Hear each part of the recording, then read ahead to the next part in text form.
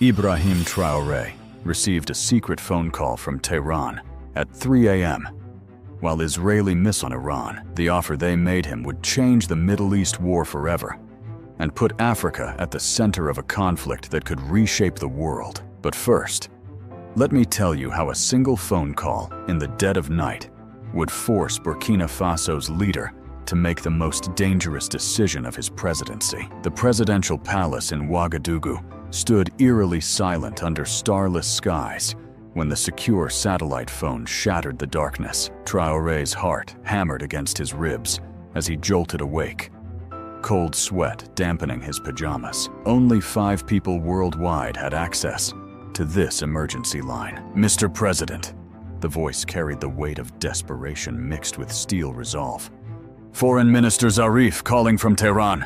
Forgive the hour, but our cities burn while we speak." Through bulletproof windows, Traoré watched his security detail moving with sudden urgency. For weeks, international news had been dominated by escalating Iran-Israel conflict, but Africa had remained safely distant from Middle Eastern violence. Until now. Wait until you hear what Iran was about to propose. "Minister Zarif," Traoré replied, his military training overriding fatigue. "How can Burkina Faso assist Iran in these dark times?" "Mr. President, as we speak, Israeli warplanes target our people, but this conflict extends far beyond our borders.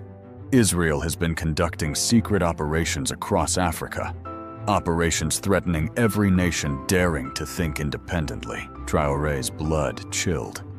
Months earlier, he had exposed Israeli surveillance networks in Burkina Faso, but the scope was apparently anyone imagined. "We possess intelligence showing Israel plans using African territory as staging grounds for expanded operations against Iran and our allies. View your continent as their personal military playground." The minister's voice carried calculated urgency. "Iran offers comprehensive partnership to African nations willing to resist this expansion.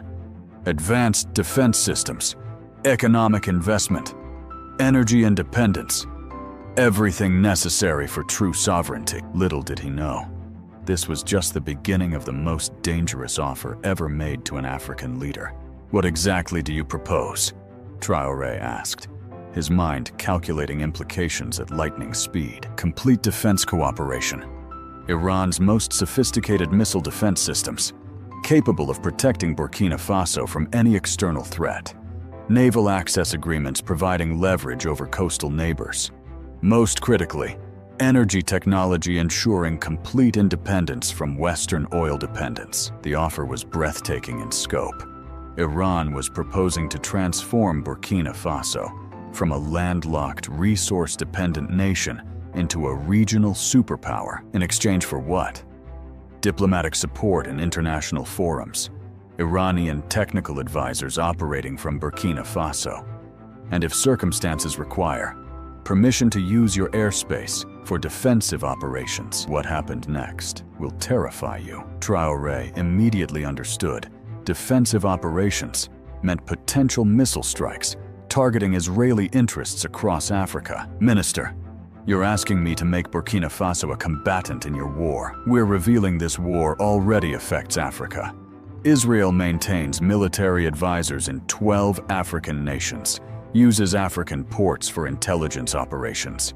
Your choice: remain victim of their expansion or become partner in resistance." The words struck like physical blows. Traoré had witnessed the pattern. African leaders opposing Israeli interests often faced mysterious accidents, sudden coups, convenient health crises. After ending the call, Traoré's hands trembled as he summoned an emergency cabinet meeting. The hastily prepared conference room buzzed with tension at 4 a.m. as intelligence reports scattered across polished mahogany. "Sir," Defense Minister Traoré began, exhaustion etched in his weathered face. "Iranian intelligence about Israeli activities exceeds our worst estimates." He displayed satellite imagery showing suspicious activity at Israeli-linked facilities across neighboring countries. Military equipment shipments, communication installations, training compounds. They're building a comprehensive network, Foreign Minister Sawadogo added grimly. Iran proposes creating a counter-network across Africa. Nations accepting their partnership would form an anti-Israeli alliance spanning the continent. The truth he discovered would change everything. Intelligence Chief Ibrahim Traoré presented the most disturbing evidence. Sir, Israeli assets operate in 12 African countries. Not just surveillance, active military advisors, weapons systems, intelligence operations. They treat Africa as extension of their Middle Eastern strategy. He highlighted specific examples that made Traoré's jaw clench. Ethiopian units trained by Israelis prepare for operations beyond borders. South African ports serve Israeli naval intelligence. Even DRC mineral extraction employs Israeli security contractors, reporting directly to Tel Aviv. Iran offers neutralizing all this, Ouagadougou explained. Leaning forward intently, their defense systems would eliminate Israeli surveillance. Economic partnerships would end dependence on Israeli-linked companies. Intelligence sharing would expose every Israeli operation continent-wide. But accepting makes us combatants, Traoré observed, rubbing his temples where a headache was building. He replied quietly, "According to this intelligence, we're already combatants. We just don't realize it yet." What Ibrahim Traoré decided next would shock his entire cabinet. Schedule secure video conference with Tehran tomorrow evening. Tell them President Traoré wishes to hear their complete proposal. His advisors exchanged alarmed glances. Engaging Iran during active conflict would fundamentally alter Burkina Faso's global position. Sir, Ouagadougou cautioned, Israeli intelligence will detect this immediately. Our relationship with them changes permanently. Perhaps it should change, Traoré replied, steel entering his voice.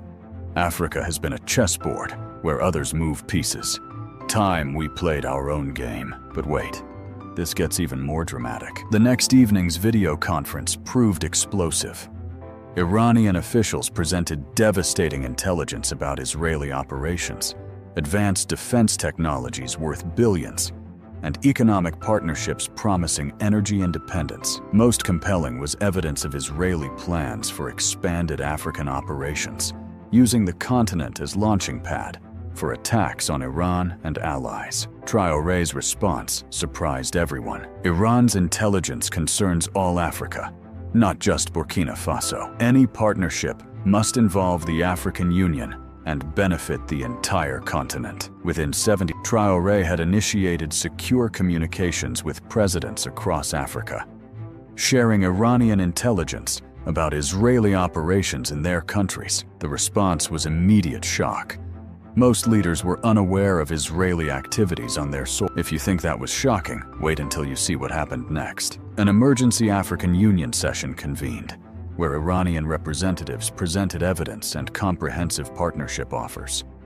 The debate was intense. Some nations feared Middle Eastern entanglement, while others welcomed challenging Israeli influence. 6 months later, transformation was unprecedented. The African Union established protocols monitoring foreign military activities. Several countries expelled Israeli advisors after discovering unauthorized operations. Most significantly, a new African defense cooperation framework emerged, allowing continental responses to external threats. Iran joined as strategic partner, providing defense technology while respecting African sovereignty. But personal costs were severe. 3 assassination attempts targeted Traoré in following months. Israeli intelligence operations against his government intensified. Western allies imposed economic restrictions. Yet public support was overwhelming. For the first time in decades, Africans felt empowered in global conflicts affecting their continent. 1 year later, addressing the United Nations, Traoré reflected, when Iran called seeking partnership during their darkest tools to fight our own war. The war for true sovereignty we've been losing for decades. Gesturing to unprecedented African unity in the assembly, he continued, "Today, Africa is no longer silent observer of global